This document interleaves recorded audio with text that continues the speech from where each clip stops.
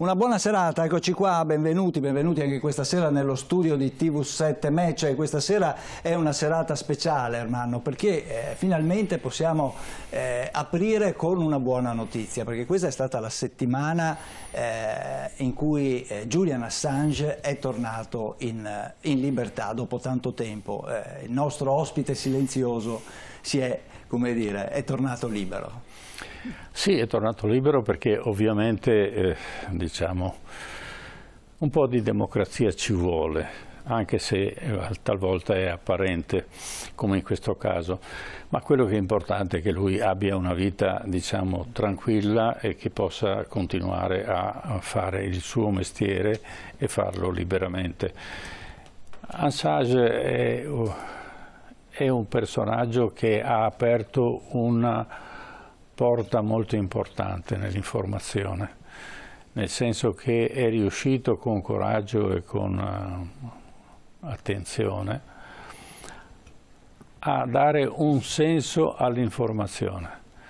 I giornali sono pieni di parole, spesso però non corrispondono ai fatti, ma soprattutto si chiacchiera molto su tanti fatti che sono poco importanti, sui fatti essenziali invece che determinano effettivamente un'informazione, cioè la capacità di riuscire a capire cosa sta succedendo, quali sono i motivi per esempio che sono successi o sono scatenati durante la guerra in Iraq, come il caso di Assange, o di altre cose di questo genere, che noi naturalmente non siamo mai in grado di riuscire a capire e giudicare qual è il comportamento.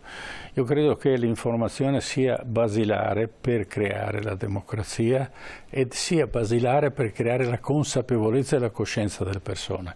E in questo Assange naturalmente ci ha lasciato un pezzo della sua vita. Finalmente per opportunità sono riusciti a chiudere questa vicenda, quantomeno in questo momento, e ne parliamo appunto con degli ospiti che sicuramente ci aiuteranno a capire meglio qual è stato il meccanismo e soprattutto qual è l'importanza di parlare dell'informazione, perché è la cosa più importante, perché i cittadini siano in grado di giudicare poi successivamente, quando è il momento di votare, giudicare la politica. Certo. Allora presento per i telespettatori che sono a casa gli ospiti che abbiamo con noi questa sera. Ringrazio per essere tornata in studio qua a TV7 Match la professoressa Donatella Mardollo. Buonasera. Buonasera, grazie di essere qui con noi, del comitato Free Assange Veneto e Italia. In collegamento ringrazio e saluto Vincenzo Vita. Buonasera. Buonasera. Buonasera a lei, un giornalista ma anche garante di Articolo 21 e poi tante altre cose, come dire, il curriculum è lungo. Saluto e ringrazio Armando Spataro, buonasera. Buonasera a lei telespettatori. Buonasera, grazie anche a lei, un giurista, è stato un magistrato e saluto in collegamento sempre il professor Stefano Luconi. Buonasera professor Luconi. Buonasera e grazie per avermi invitato. Grazie a lei, docente di storia degli Stati Uniti all'Università di Padova. Ecco, con voi cercheremo un po' di capire che cosa è successo, ma soprattutto anche, Ermanno, quali sono, tra virgolette, quali potranno essere gli sviluppi ora che Assange è libero? Ma dipende da noi. Allora non possiamo soltanto basarci su quello che Assange ha fatto un atto di coraggio, di democrazia, perché l'informazione abbiamo detto è importante, però ci ha lasciato un'eredità e dipende da quello che facciamo noi poi di questa eredità, che cosa riusciamo a prendere in mano ed andare avanti e dimostrare anche noi questo coraggio, perché si è vista una cosa, che l'informazione peraltro ha salvato Assange. Perché? Perché tutto il mondo sapeva. E a un certo punto si sono fermati e hanno detto ne vale la pena andare avanti in questa maniera. E allora sono stati costretti, ma non è che qualcuno ha risolto il problema. Tutti insieme, piccoli, grandi, media, di media portata piuttosto di piccola o di grande portata. Quelli di grande portata diciamo che i media non hanno parlato più di tanto di Assange. Ma i cittadini che hanno fatto manifestazioni davanti alla stazione, piuttosto che hanno fatto assemblee, piuttosto che hanno fatto concerti per Assange. Ecco, tutta questa sensibilità ha fatto sì che la politica si inginocchiasse. E questa è la cosa più importante che ci sia, la partecipazione, perché la partecipazione vuol dire democrazia. Quando sei isolato, quando non sei informato, non puoi nemmeno reagire su quelli che sono i diritti dei cittadini e anche sui nostri diritti, perché se ci privano dell'informazione ci privano di un diritto fondamentale, ciascuno di noi. Quindi io ringrazierei anche i nostri telespettatori che ci hanno seguito, evidentemente sono interessati, anche loro con la loro presenza hanno dato un segno di partecipazione. E allora lascerei alla dottoressa Donatella Nardollo di dare inizio a questo passaggio della trasmissione. Mi dà una responsabilità. Comunque quello che mi viene da dire è che la felicità che lui possa vivere non era scontato, e quindi questo è stato il primo sentimento, credo, di tutti gli attivisti e di tutti quelli che avevano letto, studiato e capito il caso Assange, senza, come dire, quindi che erano consapevoli della portata dell'attacco che veniva fatto a un giornalista e quello che avrebbe potuto succedere nel caso questa storia continuasse. Quindi questo è stato il primo sentimento. Poi naturalmente io ho seguito proprio passo passo il volo, no? Perché Stella Assange ci ha chiesto di tenete conto, potrebbe succedere qualcosa, cioè, quindi passo passo tutto il volo e l'abbraccio con la moglie, insomma è stato veramente un aprire il cuore. Poi alla fine mi sono andata a cercare le documentazioni, ma i miei ospiti cioè i vostri ospiti saranno molto più efficaci di me a spiegare questo. Quello che io posso dire è che la trattativa veniva da tempo. Quello che in realtà ha detto la sua avvocata, cioè non è che la trattativa veniva da tempo, ma stentava, cioè era stata parecchie volte o come dire rispinta dagli Stati Uniti, ma diciamo che la pressione mediatica, ma anche l'interessamento di politici australiani e statunitensi che hanno ricevuto una campagna di lettere dagli attivisti non indifferente, hanno fatto sì che si prendesse corpo. Questo corpo è stato, come dire, diciamo il mediatore, no, politico, ecco, è stato l'ambasciatore Rudd, che si è prestato, come dire, presso il sistema giudiziario statunitense. E poi un altro colpo forte, positivo a favore di Assange è stata quella vittoria all'udienza, dove è stato accettato che le rassicurazioni degli Stati Uniti non erano assolutamente valide, e che quindi queste due cose hanno fatto sì che l'establishment americano si rendesse conto che come dire, che non sarebbe stata una cosa liscia, che non gli sarebbe andata dritta subito, e quindi durante un periodo elettorale poteva essere pericoloso. Questo ha un po' mosso le acque e ha reso possibile questo patteggiamento. Un'altra cosa importante di questo patteggiamento è che non fa precedenti, perché non è un patteggiamento fatto da un tribunale, ma dai come si chiamano, i procuratori.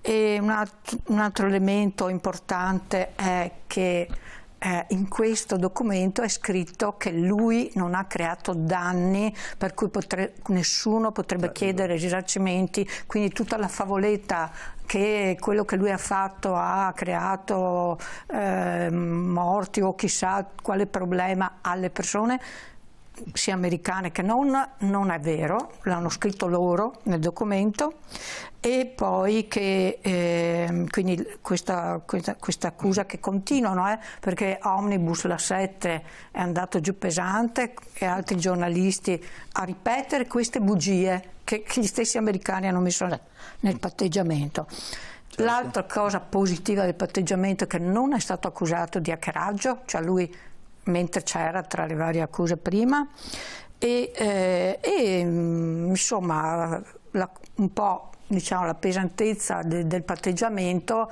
è, secondo me, almeno io la interpreto così, è che gli hanno detto di eliminare tutti i file che non sono stati pubblicati.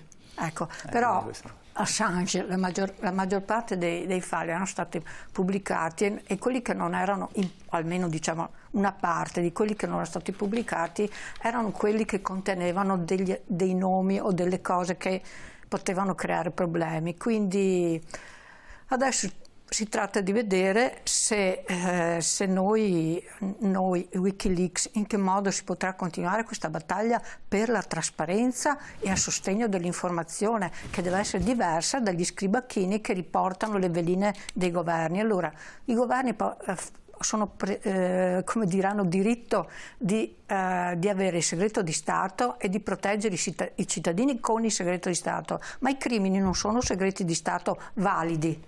Se viene nascosto un crimine all'interno dei segreti di Stato, questo qua va scoperto. E come fa un giornalista a farsi dare questa informazione da una fonte interna? Ecco che ricadiamo, proprio questa dinamica ricade proprio sul patteggiamento, su quel punto unico che è stato patteggiato, cioè quando una persona fa un accordo con una persona che non è autorizzato a far uscire documentazioni riguardanti, in questo caso loro parlano di sicurezza nazionale, ma è tutto sicurezza nazionale, perché la guerra in Afghanistan per loro era tutta sicurezza nazionale. Allora, in questo caso sei colpevole hai fatto un complotto. Certo. Allora tutti i giornalisti sono con tutti i complottisti, li mettiamo tutti in galera, oppure devono solo pubblicare cose che non fanno parte di quella parte che il potere, diciamo, il governo, i grandi apparati del potere nascondono. Questo è il punto. Certo. Va bene, allora noi partiamo con col contributo Assange patteggia e torna uomo libero, e qui per i nostri telespettatori facciamo un breve riassunto di quello che è stato il percorso di Assange, ma soprattutto i motivi per cui effettivamente è stato in qualche maniera liberato. Evidente c'era qualcuno che aveva dei vantaggi da portare a casa. Prego. Colpevole di cospirazione per ottenere e diffondere informazioni sulla difesa nazionale. Poche e tuttavia pesanti parole per mettere fine a un calvario giudiziario durato 14 anni. Julian Assange si è dichiarato colpevole davanti alla giustizia americana nel tribunale di Saipan, sulle isole Marianne settentrionali. Il giornalista, lunedì, dietro cauzione, aveva lasciato la prigione di Belmarsh, dove era stato recluso per 5 anni, e il Regno Unito. E l'esito dell'accordo raggiunto tra i suoi legali e il Dipartimento di Giustizia americano, che ha chiuso ogni procedimento a suo carico, compresa la reclusione negli Stati Uniti, sospendendo ogni attività penale nei suoi confronti. La missione faceva parte del procedimento del patteggiamento concesso dal presidente americano Joe Biden, che gli ha permesso di tornare a essere un uomo libero. Così Assange di fronte a un giudice si è dichiarato colpevole e, secondo i termini dell'accordo, il Dipartimento di Giustizia gli ha imposto comunque una condanna inaudita altera parte di 62 mesi, che sono l'equivalente degli anni che Assange ha già scontato in carcere a Belmarsh per la sua opposizione all'estradizione negli Stati Uniti. Biden aveva già dato la disponibilità alla trattativa e in questo modo si è tolto una spina nel fianco ed appare all'elettorato, nella corsa al voto di novembre, come il presidente buono e comprensivo, guadagnandosi il suffragio dei sostenitori di Assange negli Stati Uniti. Peso e il tacon de Osbrego? Non ci eravamo battuti per gli ideali di Assange e per Assange libero, perché la sua libertà avrebbe rappresentato anche la sconfitta della politica menzognera e sarebbe stato finalmente consolidato il principio della libera informazione. Questa transazione è giusta per Assange, ma finisce per negare i principi per cui si è valorosamente battuto in tutti questi anni. Quindi oggi Assange è doppiamente vittima, perché nonostante si sia immolato per noi, perdendo gli anni più belli della sua vita, è stato costretto ad un compromesso che vanifica quanto e il perché si è sacrificato.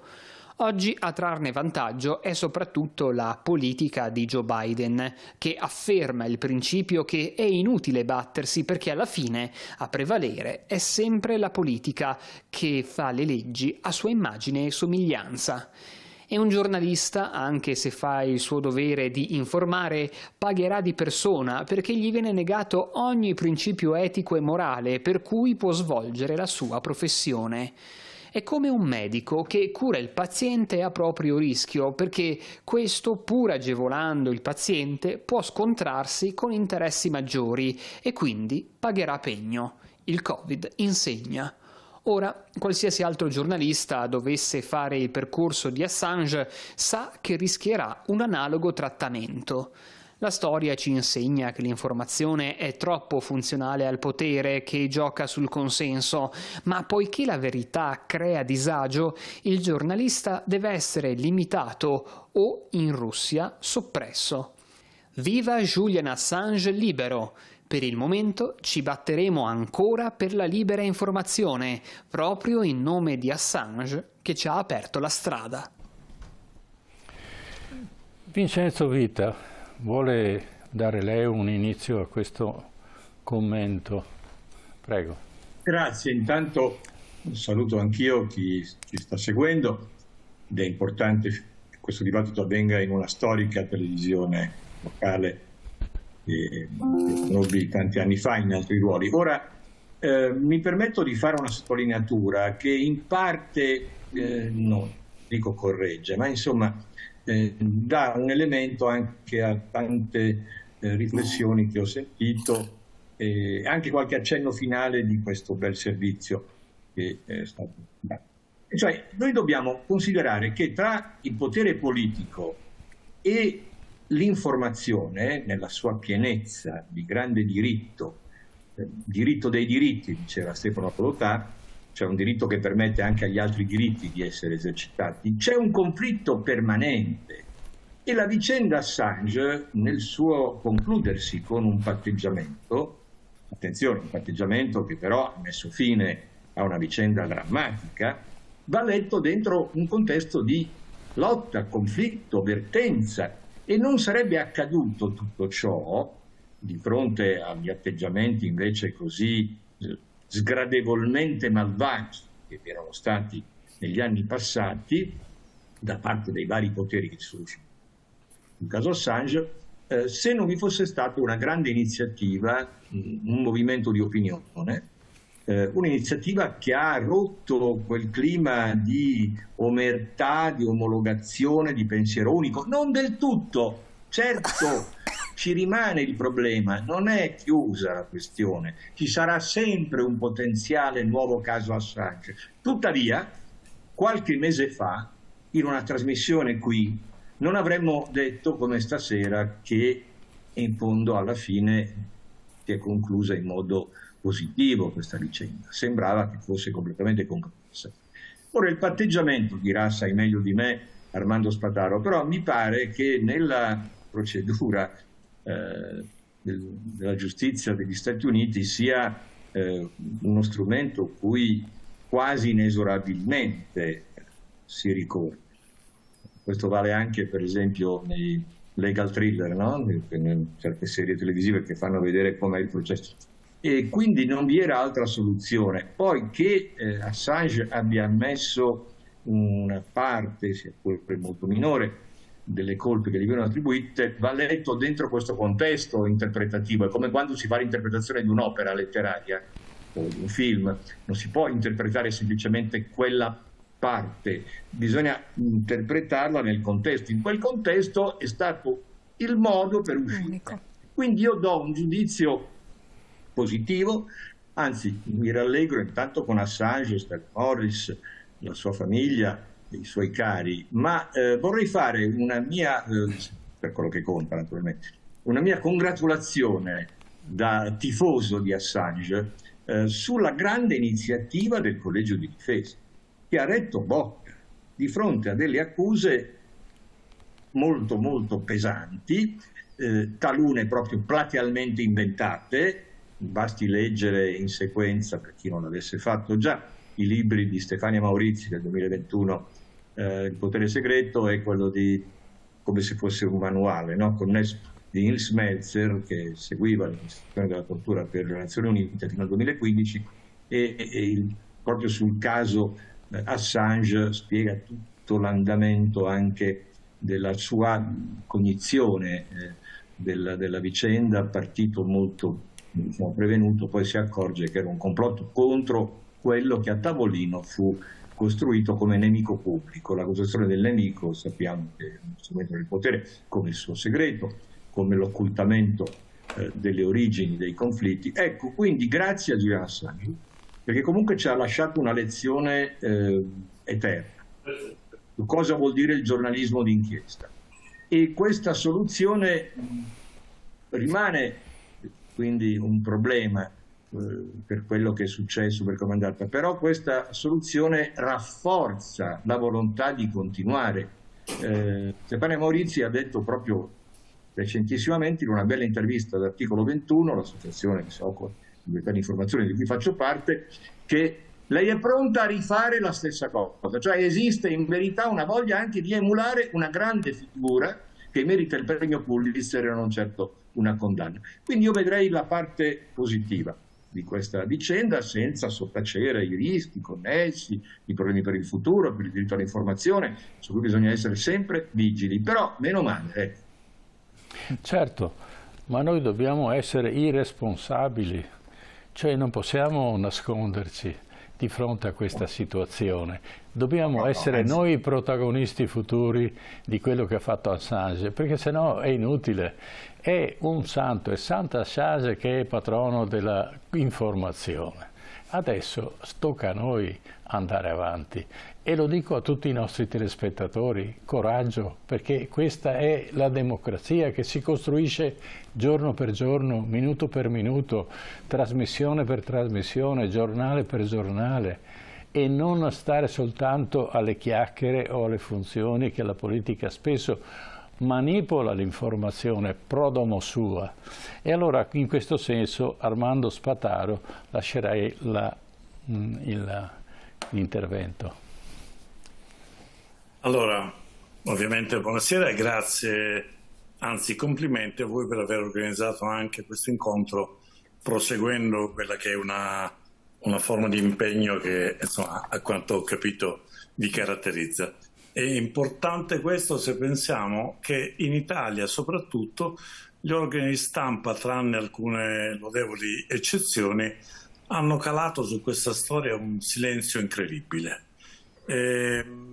Peraltro anche quando si è risolta, come adesso abbiamo appreso da qualche giorno, circolano anche delle valutazioni francamente inaccettabili. Vabbè, andiamo avanti. Io vorrei però allargare un po' il discorso, tutto quello che è stato detto da me condiviso, e ovviamente riguarda la libertà di stampa e il dovere di informazione che non può essere limitato. Ma andiamo oltre. Andiamo oltre perché intanto vediamo, serve, fine del discorso che sto per fare, quali sono gli stati direttamente coinvolti nella vicenda. Gli Stati Uniti, ovviamente, hanno contestato crimini inesistenti, inventato pericoli di vita per persone citate da Assange nei suoi lavori giornalistici, hanno segretato il processo, poi c'è stato quello Chelsea Manning, eccetera, eccetera. Poi, Gran Bretagna. Nessuno può dimenticare che prima che l'Ecuador revocasse l'asilo, la cittadinanza concessa ad Assange, c'è stato un assedio dell'ambasciata ecuadoregna a Londra per anni, finché autorizzati dal nuovo presidente Moreno, la polizia ha fatto irruzione nell'ambasciata, ha prelevato Assange, l'ha portato in un supercarcere, quello di Belmarsh, dove è stato dall'11 aprile 19 al 24 giugno 24. Un totale, considerato anche il periodo di asilo politico ma chiuso in un'ambasciata, un totale di circa 12 anni di limitazione della libertà. Poi la Svezia chiede e ottiene l'arresto in Gran Bretagna al fine di estradarlo in Svezia per crimini sessuali, in realtà per tenerlo detenuto in vista delle estradizioni agli Stati Uniti, visto che anche crolla l'accusa di reati sessuali che verrà a essere oggetto di un processo archiviato. L'Ecuador prima concede l'asilo politico col presidente Correa, gli revoca ad Assange questo beneficio e anche la cittadinanza onoraria. Il presidente Moreno, come ho detto, autorizza la Gran Bretagna a mandare la polizia a prelevarlo e portarlo in carcere. E infine anche la Spagna, Stefania Morizzi, giustamente va ricordata e lodata, ha anche promosso un procedimento che la riguarda per le attività spionistiche che la Spagna, anche attraverso aziende private o parastatali, ha compiuto su tutti i movimenti di Assange. Allora, questi sono gli stati direttamente coinvolti. Tralascio il silenzio che ha caratterizzato l'atteggiamento di tanti paesi, anche europei, Italia è incluso. Mi riferisco ovviamente al silenzio politico. Però tutto questo rimanda poi alle questioni che sono in ballo, che come ho detto non sono soltanto sintetizzabili nel problema della libertà di stampa. Primo, c'è la questione dei diritti fondamentali che rimanda al divieto di trattamento inumano e degradante. Qui mi permetto di citare un articolo di carattere giuridico che ho scritto qualche mese fa, dove ho elencato ben 10 dichiarazioni, convenzioni, patti internazionali, a partire dalla Dichiarazione universale dei diritti dell'uomo, ben 10 provvedimenti sovranazionali approvati praticamente in tutto il mondo, salvo nei paesi caratterizzati da tirannie, in cui non solo viene punita e evitata la tortura, ma anche il trattamento inumano e degradante, che è in questi atti equiparato alla tortura, perché noi pensiamo alla tortura sia soltanto quella di usare violenza per estorcere notizie, in realtà c'è il trattamento inumano che è quello a cui è stato sottoposto Assange, non sto a descriverlo, ma lo sapete in quanti minimi metri quadri ha vissuto e quali sono state le condizioni di controllo a cui è stato sottoposto. Il problema della libertà di stampa l'avete citato e non ci ritorno, il diritto-dovere di informazione, che non è soltanto un diritto, è anche il dovere di informare. Poi, terzo, viene in ballo il diritto al processo giusto, che non si è minimamente attuato in tutti questi anni nei confronti di Assange, sia per i segreti che sono stati apposti sulle fonti di accusa, sia per i limiti che anche il suo avvocato ha dovuto patire. Poi ancora il segreto di Stato, quarta questione tirata in ballo, il segreto di Stato. Questa è, come ha già ricordato Donatella, è una storia inventata, un bluff, perché è stato dimostrato non solo che i giornali americani hanno pubblicato ugualmente tutte le notizie oggetto dell'attività di Julian Assange e di Wikileaks, il collateral murder sulle stragi di bambini in Baghdad, gli Afghan war logs, lo scandalo della base di Guantanamo, eccetera, eccetera. Non solo questi documenti sono stati provati, ma è stato smentito che l'attività di Wikileaks abbia mai posto in pericolo la vita di qualcuno degli autori di questi crimini. Sono stati esaminati da Assange i nomi delle persone coinvolte, rivelati solo quelli già noti. Va bene? Allora il segreto di Stato è in molti casi come in questo una balla colossale, si fonda sul brand pubblicitario della sicurezza. In nome della sicurezza si vieta ai cittadini di sapere, ma qui c'entra anche ciò che ha scritto Vladimiro Zagrebelsky, che ha commentato la giurisprudenza della Corte Europea dei Diritti dell'Uomo, la quale ha sancito in più di una sentenza il fatto che i giornalisti possono anche pubblicare notizie coperte dal segreto di Stato quando esse riguardino questioni di pubblico interesse e non ledano la vita, la sicurezza di qualcuno. Il segreto di Stato ha legittimo diritto di esistere anche in democrazia, non però di essere utilizzato, di essere abusato, utilizzato per impunità in alcuni casi o per impedire la conoscenza di fatti importanti in altri. Poi, ultima questione, qui vorrei richiamare l'attenzione di tutti perché è un po' trascurata. Tutta questa vicenda rimanda anche a un deficit di indipendenza delle magistrature coinvolte. Deficit di indipendenza significa dipendenza dal potere politico. C'è non solo il servilismo politico nei confronti degli Stati Uniti, di tutti i governi degli Stati chiamati in ballo, ma c'è un deficit di indipendenza della magistratura che negli Stati Uniti, in Svezia, in Gran Bretagna, va bene? Si è esattamente adattata alle scelte dei rispettivi governi, e questo vorrei, consentitemelo, non è un off topic, vorrei che fosse messo in evidenza, perché noi stiamo vivendo in Italia un periodo in cui viene messa in ballo una riforma della giustizia da parte del ministro Nordio, spesso basata su affermazioni che non trovano poi fondamento nella realtà. Gli ha detto ultimamente, per esempio, che la separazione delle carriere esiste in tutti i paesi di tradizione britannica, eccetera, eccetera. Forse ho dimenticato che in Inghilterra non esiste neppure il pubblico ministero, perché è l'avvocato della polizia che viene nominato dalla polizia. Allora l'indipendenza del pubblico ministero, va bene? E quindi dell'intera magistratura, perché i giudici sono effettivamente indipendenti se lo è chi indaga e porta dinanzi a loro i casi da decidere con le prove raccolte.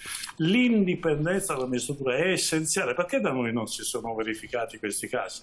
Posso citare un caso in cui mi sono trovato da pubblico ministero a lavorare, quello del sequestro di Obomar da parte della CIA con la complicità dei servizi segreti italiani. I giornalisti di mezzo mondo mi hanno sempre chiesto: ma come mai la Procura di Milano è andata avanti se il governo, e qui parlo di governo intendendomi riferire a prima Prodi, poi Berlusconi, poi Monti, poi Letta, in parte Renzi, quindi tutti i governi, indipendentemente dal colore, hanno apposto il segreto di Stato su quella vicenda, e gli ho spiegato che la nostra è una magistratura indipendente. Quindi vorrei che questo fosse ricordato, e però ovviamente ci sarebbero tante altre cose, mi direte voi se poi c'è spazio, però anch'io vorrei sottolineare l'importanza dell'impegno civile che si è manifestato in tutto il mondo. In Italia abbiamo visto decine di comuni anche importanti che hanno riconosciuto la cittadinanza onoraria ad Assange, anche se altri, come a Milano ad esempio, l'hanno negata, se non mi sbaglio. Ma al di là dell'atteggiamento dei comuni e di enti territoriali politici, è bello aver visto un impegno di buona parte della cosiddetta società civile. E quindi qua io torno all'importanza di questo e condivido ciò che ha scritto la professoressa Di Cesare, secondo cui il silenzio è complice della tortura. Io dico il silenzio è complice di qualsiasi violazione dei diritti fondamentali. Dobbiamo impegnarci per distruggere questo silenzio, conoscere e far conoscere, impegnare il politico che si candidi a rappresentarci, alla coerenza, che è la maggior virtù del politico. Se ti candidi e chiedi fiducia in nome del rispetto dei diritti, poi la devi mantenere. Scusate, avrei tante altre cose, mi fermo qui, scuso anzi anche la lunghezza del discorso. Grazie. Allora lascerei la parola a Stefano Luconi, che naturalmente come storico delle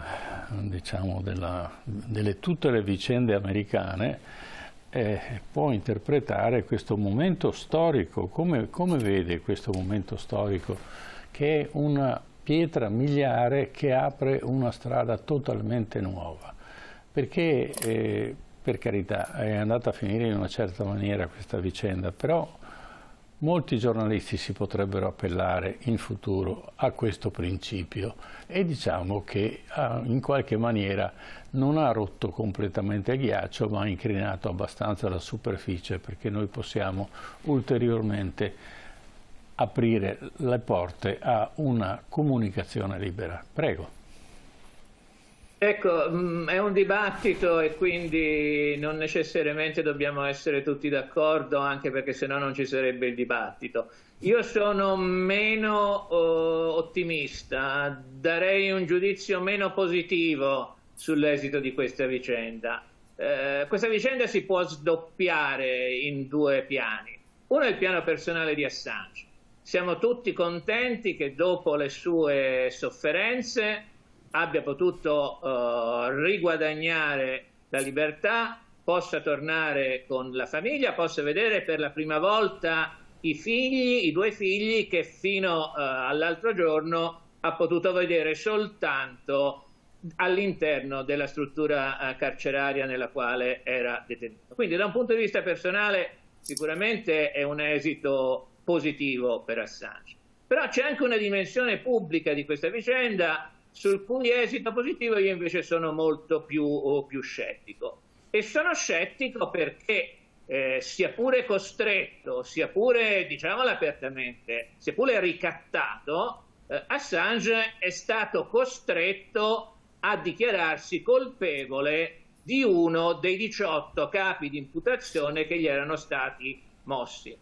Se facciamo un piccolo passo indietro nel tempo, di un patteggiamento aveva pubblicato una notizia il Wall Street Journal già un paio di mesi fa, ai primi di aprile, e secondo la ricostruzione del Wall Street Journal il patteggiamento avrebbe previsto per Assange il dichiararsi colpevole di cattiva gestione di informazioni riservate, dando adito a quelle voci del tutto infondate che con la pubblicazione della documentazione di Wikileaks Assange avrebbe messo a repentaglio la vita di un certo numero di persone.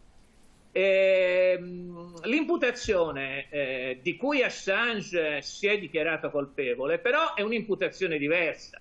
Cioè Assange si è dichiarato colpevole di cospirazione per aver ottenuto e diffuso in maniera illegale documenti riservati riguardanti la sicurezza nazionale, in particolare la difesa nazionale.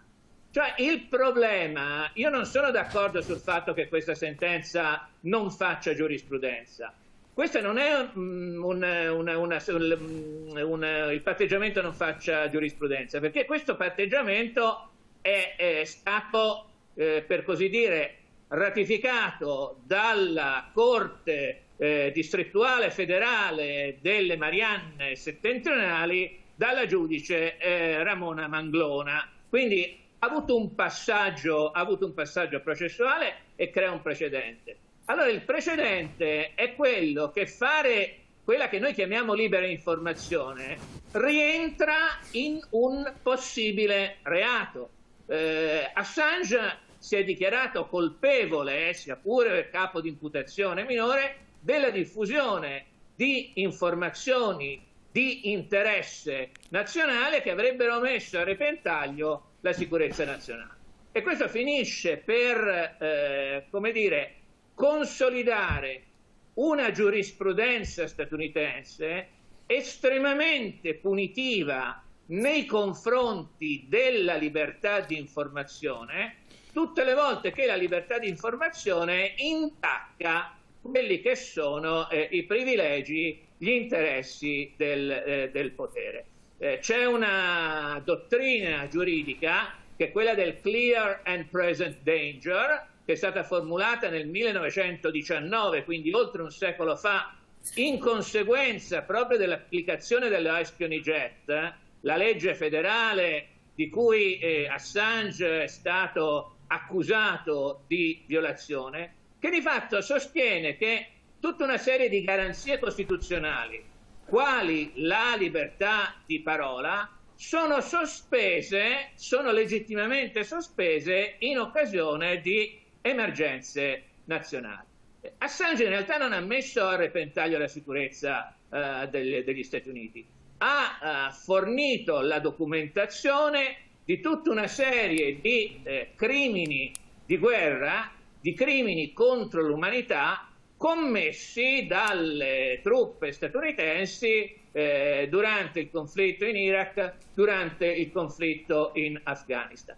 E chiamiamolo pure il patteggiamento di 3 giorni fa, è l'ultima tappa di una giurisprudenza che proprio a livello della cosiddetta War on Terror di Bush ha tutta una serie di precedenti. Prima il dottor Spataro, se non ricordo male, ha citato il caso di Bradley, poi Chelsea Manning, condannata per aver partecipato alla diffusione di questo materiale diciamo così, segretato. Ci sono altre sentenze, per esempio quella del 2014, ha colpito un funzionario del Dipartimento di Stato di nome Stephen Kim, il quale aveva diffuso informazioni riservate sul programma nucleare della Corea del Nord, e il caso di Kim presenta analogie con il caso di Assange, perché mentre Chelsea Manning è stata condannata alla conclusione di un processo, Kim è stato costretto a un patteggiamento dal Dipartimento di Giustizia in cui prima di Assange si è dichiarato colpevole di aver diffuso informazioni riservate. Quindi sono lieto, siamo contenti, siamo tutti soddisfatti per l'esito personale di questa vicenda, però il patteggiamento mette ancora a rischio la libertà di informazione negli Stati Uniti proprio per lo specifico capo di imputazione di cui Assange si è ritenuto, ha accettato di dichiararsi colpevole. Cioè Assange è libero, ma, scusate questa espressione, la libertà di informazione negli Stati Uniti è ancora in libertà vigilata. E aggiungo anche un altro aspetto, che è l'aspetto che ha mobilitato soprattutto l'Australia e in particolare il premier australiano Anthony Albanese, che è la questione dell'extraterritorialità. Cioè Assange, non cittadino statunitense ma cittadino australiano, avrebbe compiuto una serie di reati non sul territorio statunitense ma al di fuori del territorio statunitense, eppure il Dipartimento di Giustizia si è ritenuto in diritto di sollevare accuse contro di lui e di chiedere l'estradizione negli Stati Uniti. E questo è un altro aspetto che di fatto non è stato affrontato, non è stato smentito, non è stato contestato questo diritto alle autorità statunitensi, e purtroppo, torno a ripetere, il patteggiamento di Assange legittima la politica e la giurisprudenza che gli Stati Uniti stanno applicando sicuramente dalla cosiddetta War on Terror, ma le cui radici storiche risalgono al caso Schecht contro gli Stati Uniti del 1919 con la dottrina del clear and present danger. Posso? Certo, prego. No, volevo fare un breve intervento perché ovviamente sono d'accordo col professore sull'importanza dei principi che lui ricorda. Non lo sono invece su altri particolari. E noi non possiamo partire da questo episodio e dire che è a rischio la libertà di informazione negli Stati Uniti. La tradizione della cultura americana la conosciamo tutti, la storia meglio ovviamente lei di me, e sappiamo addirittura quanto il giornalismo d'inchiesta americano ha fatto, dal far cadere un presidente degli Stati Uniti a fare tant'altro. Dunque io sarei molto molto prudente. Rammento che io facevo parte di un gruppo di studio alla New York University e un collega europeo chiedeva appunto agli americani, ai colleghi americani ed altri, ma come fate voi a mantenere l'indipendenza se il pubblico ministero dipende dall'esecutivo? E uno importante di questi prosecutor rispose dicendo, ma caro collega, da noi c'è una stampa libera. Io credo che ci sia una stampa libera, peraltro che questo caso possa avere il valore di un precedente anche solo in parte vincolante, io non lo credo, perché non siamo di fronte a una sentenza della Corte Suprema degli Stati Uniti, siamo di fronte a una mossa tattica che ha coinvolto il potere politico e un imputato in America. Certo, il potere politico non è marginale, però io devo dirle con franchezza che comprendo benissimo quello che ha fatto Assange. Se fossi stato il suo avvocato lo avrei incoraggiato ad accettare questo patteggiamento. Insomma, dopo tanti anni di detenzione, attraverso la missione che ha fatto di tutto per ottenere dei documenti, lui guadagna libertà, è un risultato che sul piano pratico, come dire, vale.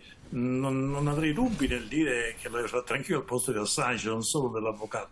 Che questo possa portarci a dire che non ci siano rischi per la libertà di informazione, non arrivo neppure a dirlo io, ma non ha il peso, a mio avviso, di un precedente così importante come è stato detto, ovviamente è la mia opinione. Grazie. Vincenzo... Posso aggiungere qualche cosa se lei mi dà la parola? Prego. Sì. Certo. Io volevo in Vita, sequenza, sì. Sono molto d'accordo con Armando Spataro, pur non sottovalutando assolutamente le parole del professor Luconi. È chiaro che non stiamo messi bene. Stiamo messi bene perché ci sono i Rapporteur Sans Frontières che hanno fatto anche recentemente una diagnosi piuttosto spietata delle condizioni miserevoli del diritto all'informazione, quello ad informare e ad essere informati in tanti paesi. Quindi non viviamo in una società globale così equa, tutt'altro. E negli Stati Uniti, lei ha ricordato giustamente, c'è dalla vicenda, poi nasce da lì, insomma, nelle Torri Gemelle, insomma, c'è stato un incrudimento generale in tutta la questione, come dire, del nesso tra poteri, compreso come potere dell'informazione. Però vorrei anch'io sottolineare che non mi pare che l'esito di un compromesso assai positivo per Assange, che ha ridato la libertà, possa costituire in questa chiave un precedente. Cioè il problema dei precedenti c'è una disseminata serie di precedenti in tutto il mondo. C'è un giornalista americano in Russia, processo a porte chiuse, in Cina chissà cosa avviene, in Iran non ne parliamo. Cioè, se dobbiamo fare un elenco spietato della situazione in giro per il mondo, non avremmo finito stanotte, dico con ironia, alla televisione. In questo caso c'è stato un accordo che ha non solo salvato Assange, e questo vorrei sottolineare, ma ha dato una speranza. Attenzione, nelle vicende della lotta tra i poteri, guai a dare la dimensione a chi ha fatto, e sono tante persone in giro per il mondo, che hanno fatto questa grande iniziativa civile, che la sconfitta fosse inesorabile. Si è invece realizzato un risultato. E per arrivare a un risultato completamente positivo, cioè la libertà assoluta di Assange fuori dal carcere, ci voleva, mi permetta, lo dico con ironia, lo Spirito Santo, perché la condizione materiale del procedimento era ormai scritta, sembrava nel destino, e cioè un aereo avrebbe portato non le famose Marianne, sono famose anche per le fosse, so, per noi così guardiamo il mondo così, anche con un occhio un po' infantile. L'attesa era quella di un penitenziario in Colorado dove ci sta il Chapo, i massimi criminali, con una condanna a 175 anni, che vuol dire una condanna a morte, e con un Assange che, spiegano bene Stefania Morizzi e Nils Melzer, dalle verifiche anche mediche fatte, stava in condizioni persino suicidarie. Quindi quello che è successo è il risultato di un grande movimento di opinione, di un'iniziativa diplomatica di prima grandezza, in particolare del premier laburista australiano, penso anche sotto traccia anche di altre figure democratiche in giro per il mondo, e penso sia stato anche il frutto di una mobilitazione civile enorme. Donatella Mardollo è stata ed è una protagonista dei comitati, e io la ringrazio per quello che ha fatto con una generosità incredibile, dei comitati per la libertà di Assange. Armando, io e tanti altri ci siamo uniti a questo solco così importante, abbiamo imparato tante cose, abbiamo lavorato per la cittadinanza onoraria in tante città. Io per esempio ho seguito la vicenda romana, che non è stata facile, perché su Assange, e chiudo con quella battuta che faceva Armando Spataro all'inizio del suo intervento, su Assange c'è stata anche una congiura o del silenzio o della controinformazione negativa, cioè si è dipinto Assange come un personaggio assolutamente equivoco, raccontando delle vere e proprie balle, perché poi tutta la vicenda invece è assai più lineare e anche tecnologicamente interessante. Ora vi lascio questo pensiero per dire, la vicenda Wikileaks, mi permettetemi, io ci ho un po' messo il naso in queste cose, è interessantissima anche sui nuovi modelli informativi, perché in fondo Wikileaks, che nacque come una società non profit nel 2007, cosa ha fatto? Ha immaginato di poter fare controinformazione attraverso una sequenza enorme di computer tra di loro connessi, senza che però l'uno sapesse l'altro cosa faceva, e quindi con l'uso del criptaggio, anche per tutelare i nomi più delicati. E quindi un esempio di controinformazione, questo sì dobbiamo continuare a considerare un grande argomento democratico, come fare controinformazione laddove oggi la concentrazione dei mondi, diciamo, della comunicazione è sempre più forte. L'intelligenza artificiale, gli algoritmi ci inducono a pensare che dobbiamo ragionare proprio sulla scia di Wikileaks, di Assange, su modelli diversi di informazione. Quindi vorrei dire, io non brindo perché sono anche astemio, ma non penso che sia il caso di essere solo contenti, dire no, la situazione è molto grave. Però, insomma, ogni tanto può succedere che la situazione è un po' meno grave di quanto si temesse, e Assange oggi è libero. E questo rincuora tante persone, perché quelle persone vivono anche di sentimenti. Posso aggiungere qualcosa? Sì, prego. Allora, come dicevo prima, c'è una dimensione privata, quella di Assange libero, e una dimensione pubblica, che è quella del diritto all'informazione.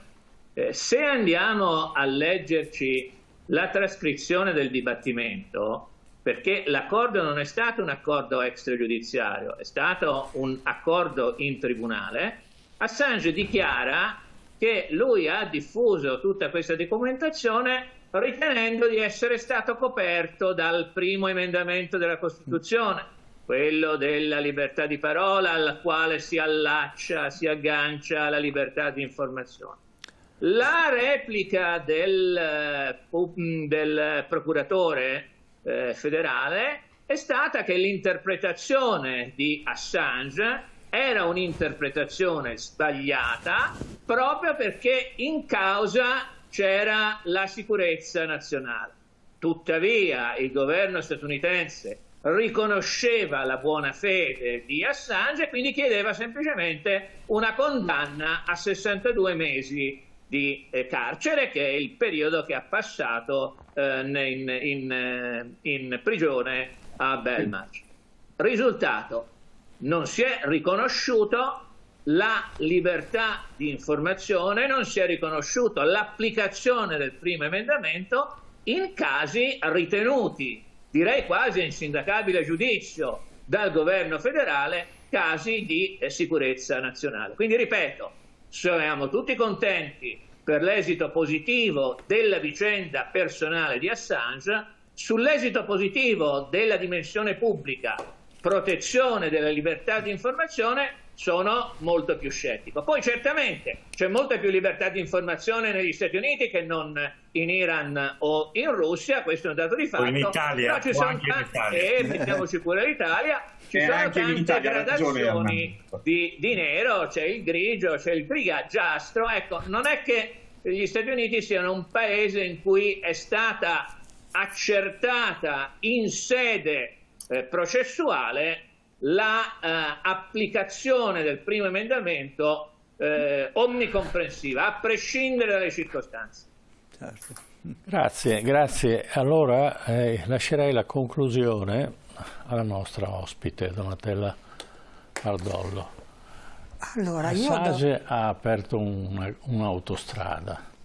Sì, Chiaramente Assange è stata bloccata dal governo degli Stati Uniti e dalla giurisprudenza degli Stati Uniti, ma comunque è rimasta una traccia importante che noi possiamo seguire, continuare a seguire, e quindi è una forma di cultura, un passo avanti nella cultura dell'informazione. Prego lei. Sì, io sulla scia di quanto hanno detto, come dire, ho colto sia, come dire, lo stimolo, diciamo, che ci ha portato Vincenzo sull'aspetto, come dire, innovativo e di tutt'altra forma impensata prima che ci ha portato Wikileaks, e questo penso che sia vero, perché penso che sia un punto di forza che andrebbe come dire perseguito anche da altri media o da altri giornalisti o da altre associazioni, perché appunto con l'intelligenza artificiale e con la tecnologia che avanza, questo, come dire, questa possibilità di avere una modalità diversa, meno controllata e meno infiltrata, diciamo, delle informazioni è assolutamente necessaria, e quindi su questo bisogna veramente che sia i cittadini ma anche gli esperti marcino, come dire, assieme, quelli, come dire, che riconoscono il diritto e il dovere dell'informazione libera. L'altra cosa che mi è piaciuta del discorso di Armando è che quello che io non avevo detto, cioè quante nazioni sono state coinvolte e quanti, come dire, a parte poi quello che è stato sollevato in Spagna, no? Dell'UC Global, quindi del controllo della CIA attraverso un privato spagnolo che ha suscitato, cioè, c'è un'inchiesta in corso e probabilmente andrà avanti, ma a parte la Spagna tutti gli altri, come dire, sono stati supini completamente, e giustamente dice Spataro, per prima la magistratura, perché l'atteggiamento della magistratura o comunque dei magistrati o gli prosecutor, come li volete chiamare, pubblici ministeri, inglese, americano, americano, ma soprattutto inglese, svedese e anche australiano, perché non ci dimentichiamo che Stefania Maurizi ha presentato un FOIA, e quello che ha ricevuto, i documenti ricevuti da tutti questi paesi a cui lei ha fatto richiesta sono stati ignominiosi, ma addirittura in Inghilterra è stato proprio dichiarato pubblicamente in un'aula di tribunale che sono stati buttati, cancellati, non so cosa, cioè dal punto proprio eliminati i documenti essenziali di questo caso. E quindi è una cosa, come dire, gravissima questa, certo, qui, no? Che rientra, come dire, nell'ambito della illegalità legale, diciamo, sì, che non c'è, in cui la politica c'entra, perché evidentemente ha condizionato una magistratura o i pubblici ministeri o gli inquirenti in maniera veramente pesante. Quindi il discorso della libertà e della indipendenza della magistratura non è assolutamente un argomento banale, proprio anche in questo caso, è assolutamente essenziale. Su quello che ha detto il professor Luconi, io non so, io ho ascoltato la legale, quindi l'avvocata che ha seguito Assange e che lo ha riportato anche, l'ho accompagnato insieme con un infermiere al ritorno, e lei ha sostenuto questo. Io da un punto di vista legale non posso dire niente e quindi lascio la parola. Lei ha sostenuto che siccome era un accordo come dire, portato avanti dal procuratore, poi non so se era stato ratificato da un giudice adesso, però non voglio entrare in questo, lei l'ha sostenuto che non fa, come dire, che non può essere da fare un precedente. Sì. Tutto il discorso che fa il professor Luconi sul fatto che non venga rispettato il primo emendamento, su questo io sono assolutamente d'accordo, cioè che il tentativo continuo in tantissimi stati, non solo negli Stati Uniti, è quello di darla il privilegio, cioè la priorità alla difesa nazionale, quando non lo è affatto, cioè nel senso che quando diciamo, lo senti alla televisione, no?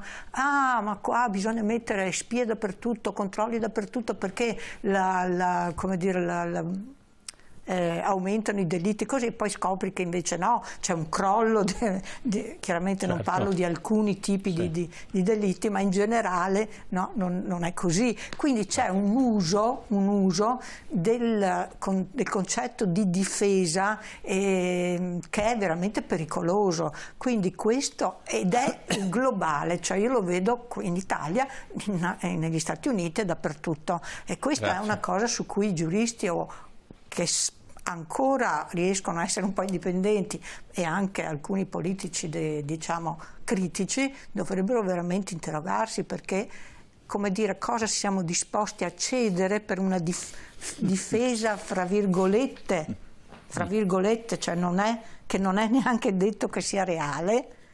Che diritti siamo disposti a cedere? Questo è un gravissimo problema. Io spero... perché l'informazione deve essere protetta anche dalla politica e deve essere protetta da molti altri interessi, perché la politica è soggetta agli interessi delle grandi multinazionali, questo l'abbiamo dimostrato più volte, e allora la guerra serve a far denaro sulle spalle naturalmente di chi poi la vita la lascia sul campo di battaglia, e questo non è giusto. È tempo di chiudere questo tipo di economia di guerra e iniziare a imparare un tipo di economia diversa, e poi anche se uno non riesce a essere multimiliardario, comunque quei pochi anni che sta su questo pianeta, diciamo al massimo arriva a 100 anni, si può accontentare di quello che ha. E invece c'è questa sorta di cultura della fame, del denaro, e soprattutto ad andare a rubare in altri paesi dove la gente invece è pacifica, e ne abbiamo un esempio in Asia e ne abbiamo un esempio soprattutto in Africa, e ne parleremo la prossima volta, la rivoluzione che sta succedendo in Kenya. I giovani si sono ribellati e non vogliono più questo governo. Perché? Ecco, questa è la libertà, ma soprattutto bisogna informare anche questi fatti che vengono naturalmente celati nelle grandi testate giornalistiche, e invece dobbiamo parlarne perché i giovani sono stanchi di migrare in Europa e in Italia per farsi sfruttare dalla nostra accoglienza. Grazie del vostro intervento. Certo, grazie, saluto gli ospiti, grazie a Donatella Mardollo, grazie a Vincenzo Vita, ad Armando Spataro, al professor Stefano Luconi, grazie a tutti quanti voi per averci accompagnato in questa prima analisi, possiamo dire così, del caso Assange, che sembra appunto ancora lasciare degli aspetti come dire, incerti e che dovranno essere approfonditi, quindi ritorneremo sicuramente anche su questo argomento. Grazie per essere stati con noi, invece adesso noi andiamo in pubblicità e poi torniamo con la rubrica del Memento, che questa sera, settimana scorsa abbiamo parlato dei migranti italiani che nel secolo scorso sono andati a lavorare all'estero, che sono morti anche nelle miniere. Questa sera invece parleremo dei migranti che abbiamo e che ci sono oggi in Italia, e anche loro purtroppo perdono la vita. A tra poco.